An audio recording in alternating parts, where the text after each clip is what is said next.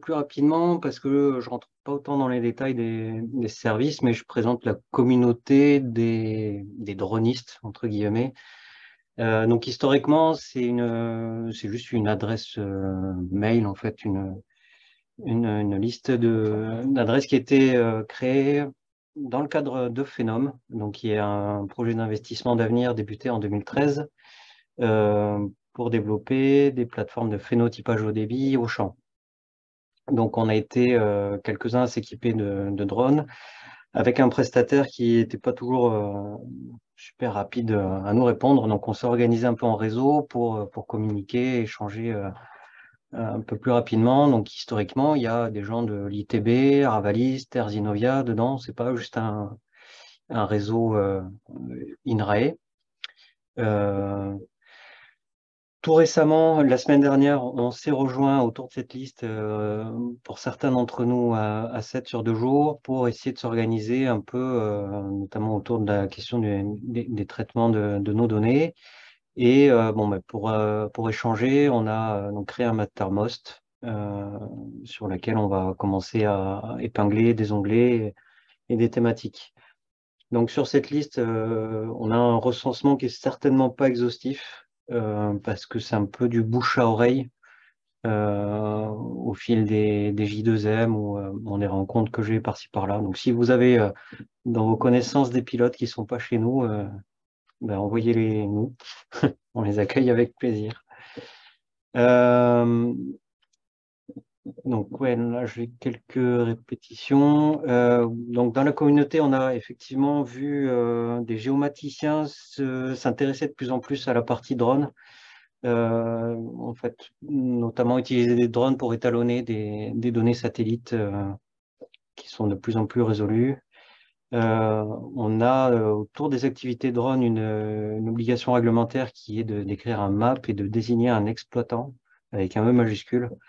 Donc ça, c'est un des pistes de progrès qu'on a à l'INRA, c'est que chaque petite unité qui achète son drone de son côté écrit son dossier, désigne son exploitant. Bon, et puis souvent, il n'y a pas trop d'implication de l'exploitant bon, voilà, autour d'animation ou de remontée au national. Donc dans la communauté, on a aussi les partenaires scientifiques qui sont peut-être un peu moins impliqués dans la liste pilote, mais bon, qui sont pour certains. Donc les sujets qui sont très récurrents sur la liste, c'est de la veille sur les vecteurs, capteurs, veille réglementaire aussi. Donc on a fréquemment des questions sur des gens qui veulent acheter un nouveau drone ou un nouveau capteur et qui se demandent sur quelle option partir.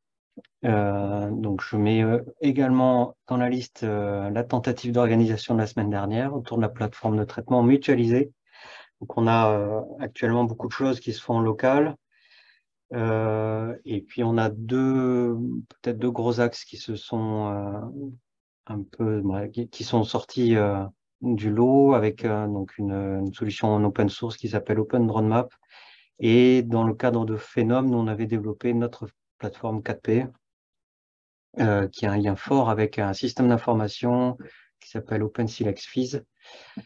Voilà, donc ce qui est ressorti, c'est qu'on a pour beaucoup un tronc commun qui est l'orthomosaïque. On est quasiment tous obligés de passer par là, mais bon, quand on va aller un peu plus loin, on remarque qu'on a quand même des besoins qui sont très spécifiques, donc on va avoir peut-être un peu de mal à s'organiser sur un lieu commun, en fait.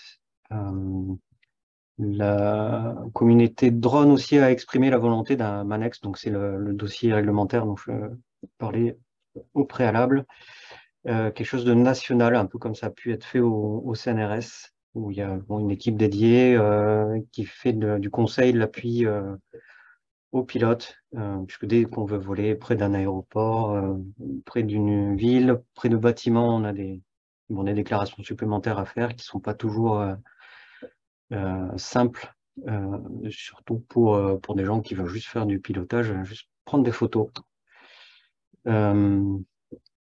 Donc, vis-à-vis de la communauté géomatique, on est content d'avoir une communauté à côté de nous qui a un peu plus d'expérience, qui a su monter des Cathy, bon, qui pourra nous conseiller. On a Wilfried là par exemple, qui a bien animé la réunion de la semaine dernière.